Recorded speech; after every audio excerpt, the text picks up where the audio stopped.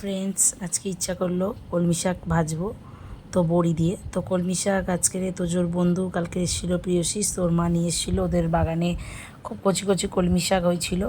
তো ওকে অনেক দিন আগে বলেছিলাম, তো কালকের এসেছিলো, বাড়িতে নিয়ে এসেছিলো। তো এটাকে ভাবলাম যে আজকে একটু নতুনভাবে ভাজবো। নতুনভাবে সেরকম না, বড়ি দিয়ে ভাজবো। তো পেঁয়াজ দিয়েছি, রসুন কুচি দিলে ভালো হতো, কিন্তু গরমের জন্য রসুনগুলো শুকিয়ে যাচ্ছে বলে আমি সব রসুনই বেটে রেখে দিই ফ্রিজে। তো তার থেকে একটুখানি নিয়ে রসুন বাটা দিয়ে দিয়েছিলাম ফ্লেভারটার জন্য। তো আর একটা শুকনো লঙ্কা ফোড়ন দিয়েছিলাম। তো শাকটা দিয়ে একটু চাপা দিয়ে দিয়েছি, শাকটা একটু মানে নরম হয়ে এলে তখন খুলে দিয়েছি, আর একটু সামান্য হলুদ দিয়ে দিয়েছিলাম।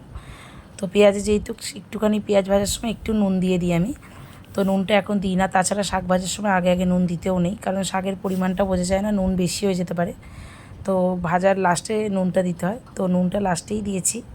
তো অনেক ভালো করে যখন ভাজাটা হয়ে গেল, আর আমি না ভাজাটা খুব মানে একটু লাল লাল ভাজাই পছন্দ করি। তো একটু লাল লাল মতো ভাজাটা হয়ে গেলে তখন এই ভাজা বড়িগুলো দিয়ে দিয়েছি। তো বড়িগুলো খুব মচমচে ছিল, মানে খেতে দারুণ ছিল। এই ফার্স্ট ট্রাই করলাম, দারুণ লেগেছে। ভিডিওটা দেখার জন্য থ্যাংক ইউ।